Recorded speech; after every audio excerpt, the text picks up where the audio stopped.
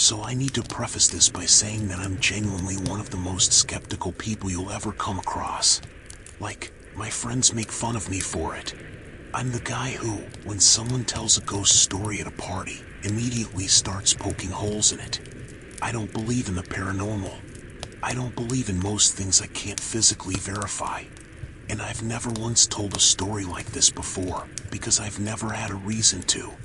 I'm telling you this not to be annoying about it, but because I need you to understand that what I'm about to describe has no satisfying rational explanation.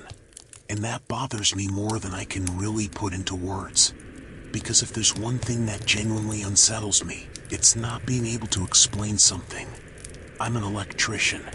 I've been doing it for about 11 years.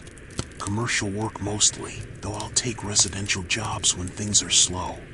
About 8 months ago, I got subcontracted onto a renovation job at this older office building downtown. Probably built in the late 60s, maybe early 70s. One of those brutalist concrete things that looks like it was designed specifically to make people feel insignificant. 14 floors. The job itself was pretty standard. Rewiring some of the upper floors to bring them up to current code, updating panel boxes, that kind of thing.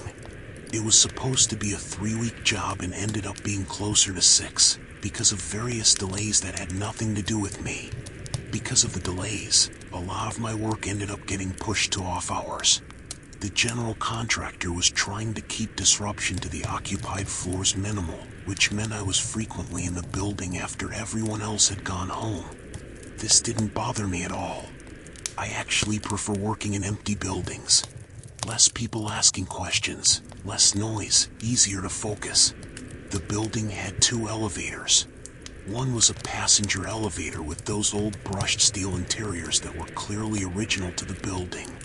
And the other was a service elevator toward the back that was basically a giant metal box with a gate you had to pull shut manually. I used the service elevator exclusively because I was always hauling equipment. The thing was loud and slow and smelled like machine oil, but it worked fine. Every single time I used it. Until the night it didn't. It was a Thursday. I'd been on site since about 7 in the evening, and by the time I was wrapping up, it was close to midnight. I loaded my car with my tools and gear, the usual end-of-day routine, and called the service elevator up to the 9th floor where I'd been working. It came up. I pulled the gate open, loaded everything in, pulled the gate shut, and pressed L for lobby. The elevator went down. Normal. But instead of stopping at the lobby, it stopped at the 2nd floor. The gate didn't open. The elevator just stopped. I pressed L again. Nothing. I pressed 2, thinking maybe I'd get the gate to open and just take the stairs down 1 floor. Nothing. I tried L again, held it this time. Still nothing. This is an old elevator, so I wasn't totally shocked that it had gotten finicky. Old service elevators are temperamental. I wasn't worried, just mildly annoyed. I figured I'd give it a minute and try again. That's when I heard it.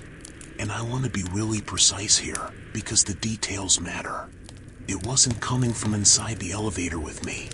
It was coming from outside the gate, from the 2nd floor corridor. It was the sound of a door closing, not slamming, just the quiet, deliberate click of a door being pulled shut, like someone who was specifically trying not to make noise. I stood completely still.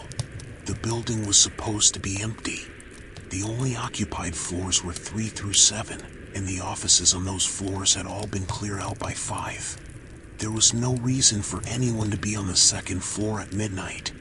The 2nd floor was completely unoccupied, had been for months, and was one of the floors scheduled for renovation. I'd been up there earlier in the week and it was completely gutted. No furniture, no fixtures, just bare concrete and exposed framing. I called out.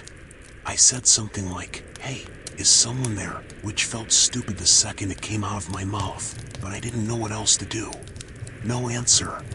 I waited maybe 30 seconds, and then tried the controls again. This time, the elevator moved. Went the rest of the way down to the lobby without any issue. Like nothing had happened. I unloaded my cart, walked back to my truck, and sat there for a few minutes before starting it. Here's the part one keep coming back to.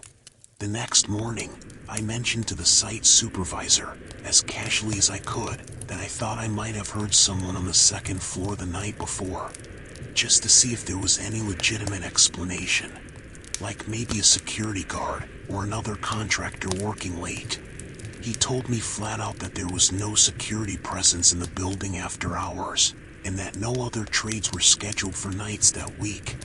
He didn't seem particularly concerned, which honestly made me feel slightly insane. I went up to the second floor that morning before starting work. I walked the whole floor, and I'm not saying this to be dramatic. I'm saying it because it's true. Every interior door on that floor was propped open with doorstops. Had been the whole time, as far as I knew. Standard practice on gut renovation floors so air can circulate.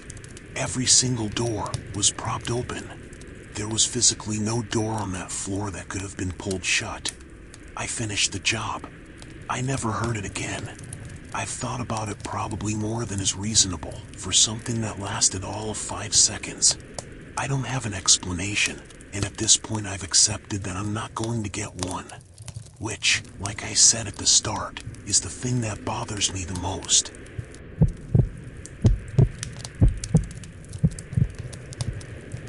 I want to start by saying I know how this is going to sound. I'm a 34-year-old woman, and I've been told my whole life that I'm overly cautious, that I read into things, that I make situations into bigger deals than they are. My mom says it, my ex said it constantly, even some of my friends have said it at various points. And honestly, sometimes they're right. I will fully admit that. I'm a worrier by nature. I overanalyze. But what I'm about to describe is not a case of me overanalyzing anything. I know what happened, and I know what I felt, and I've gone back and forth on whether to share it for about 2 years now. And I've finally decided that I want to. I used to live in a residential high-rise. 16 floors, maybe 200 units. The kind of building that looks impressive from the outside. And then you get inside and the hallways smell like old carpet, and everyone's a little too aware of how thin the walls are. I was on the 11th floor. I'd lived there for about 1.5 years, so I knew the building pretty well. I knew my neighbors on site, at least the ones on my floor and a few floors around mine. Not intimately, just the kind of familiarity you build up from sharing an elevator with someone 40 times. This was on a Friday evening in winter, already dark by 5.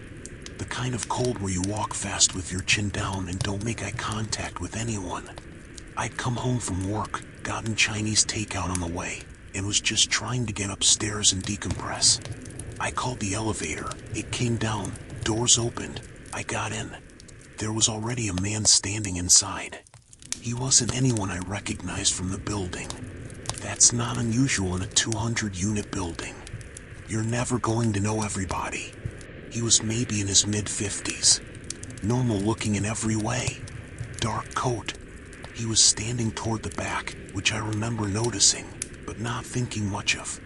I pressed 11. I glanced at the panel to see which floor he'd already selected. No other floors were lit up. I figured he'd just forgotten to press his floor. That happens. I kind of hovered near the panel in a way that I thought made it obvious I was ready to press another button for him if he told me his floor. He didn't say anything. Didn't move toward the panel. Just stood there. We started moving. I was facing the doors the way you do, takeout bag in one hand, keys still in my other hand from not having put them away yet. By the time we hit the 4th or 5th floor, I had this feeling that I can only describe as a wrongness. Not fear exactly, not yet. Just this low-level alarm going off somewhere below conscious thought. The kind your body registers before your brain catches up. I shifted slightly and looked at him in the reflection of the elevator doors. He was looking at me. Not the way you accidentally catch someone's eye. He was just looking at me. Steadily. With an expression I could not read. Not angry. Not anything I could name. Just watching. I faced forward and did not look again. My mind was going through the list of rational explanations. Weird guy. Socially oblivious. Probably harmless. Long day, reading into it. All of that. I gripped my keys without thinking about it. We hit 11. The doors opened. I stepped out and turned around. I don't know why. Maybe to see if he was finally going to press a button now that I was gone. He was still standing in the back of the elevator, looking at me. The doors started to close, and right before they did, he took one step forward. Not enough to trigger the sensor. Just one step. Like he'd thought about it, and then decided against it. And he kept his eyes on me the whole time the doors were closing. I stood in the hallway and didn't move until I heard the elevator going back down. I told my friend about it that night, and she said I was probably just being paranoid. That the guy was probably just tired and zoned out and I'd spooked myself. And she might have been right. But here's the part one didn't mention to her, because I couldn't figure out how to say it without sounding unhinged. When I finally went to unlock my apartment door, my hands were shaking badly enough that I missed the keyhole. Twice. And I've thought about that reaction a lot since then. Because my body clearly understood something that I haven't been able to fully articulate in 2 years of trying. I'm a worrier. I overanalyze. But I have never, before or since, had that specific physical reaction to another person. I moved out 8 months later. And I want to be clear that I'm not saying that two things are connected, because that would be dramatic and probably unfair. My lease was just up and I wanted somewhere smaller, but I did not renew it.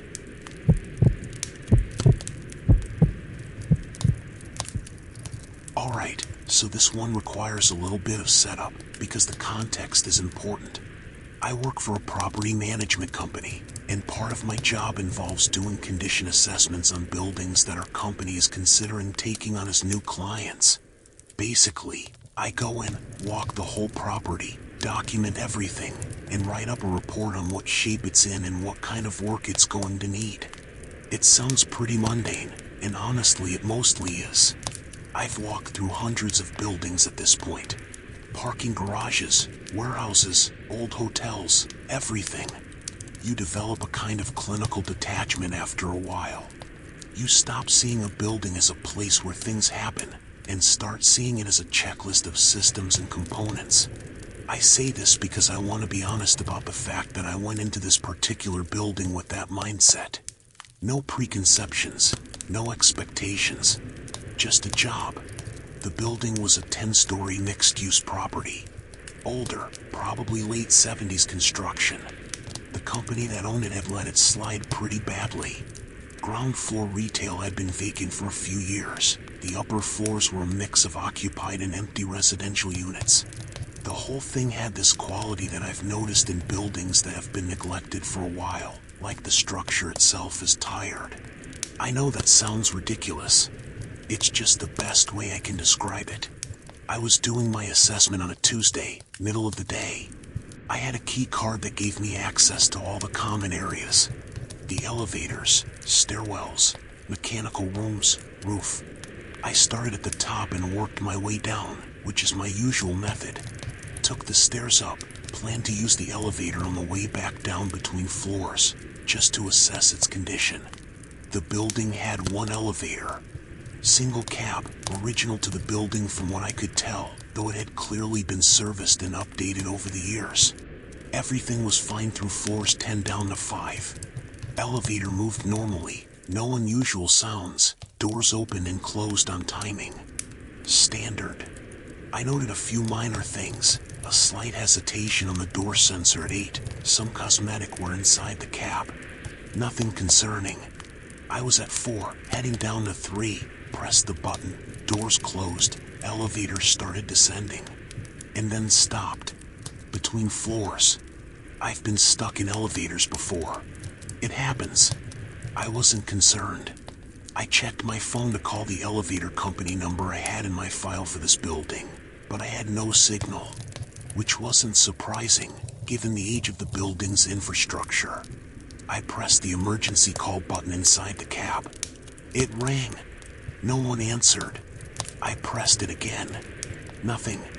I wasn't panicking. I was annoyed, mainly because I was on a schedule. I pressed every floor button to try and get any kind of response from the system. Nothing worked. I'd been in there maybe 5 minutes at this point, just standing there, doing the math on how long before someone would notice I hadn't come out of the building. That's when the lights went off. Not dimmed. Off. Total darkness. And I don't mean the kind of darkness where your eyes adjust after a minute and you start making out shapes. I mean complete, total absence of light. I couldn't see my hand in front of my face. I found my phone and turned the flashlight on, and that helped a little. But the cab suddenly felt very small, and the walls felt very close. And I'm not a claustrophobic person, or at least, I never had been before that moment. I kept it together. I told myself it was an electrical issue, probably related to whatever deferred maintenance had caused the elevator to stop in the first place. There was a logical chain of causation and I was at the end of it. I tried the emergency button again with my flashlight on, so I could see I was actually pressing it. Still no answer. Then my phone flashlight started flickering. I want to be really careful here, because I know how this sounds. I am not someone who attributes things to forces I can't name. The flickering was almost certainly an electrical issue. The building had documented power irregularities. It was right there in the pre-assessment notes I had been given.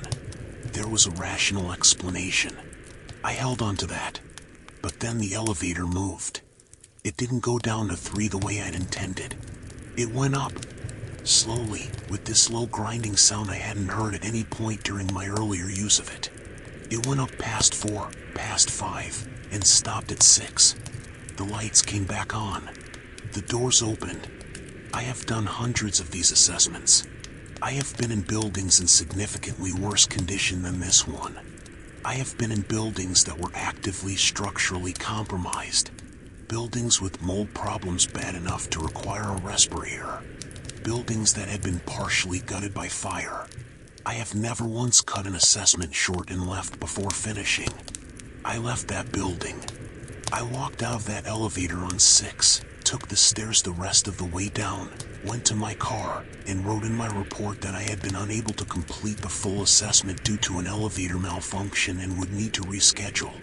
I went back the following week with a colleague, which is not something I normally do for single building assessments. I told him I just wanted a second set of eyes. I didn't tell him the real reason. The elevator worked perfectly both times he used it. I took the stairs. We recommended the company pass on the acquisition. There were enough legitimate maintenance concerns to justify it on paper. That's what I put in my report, and it's true as far as it goes. But that's not really why I recommended they pass.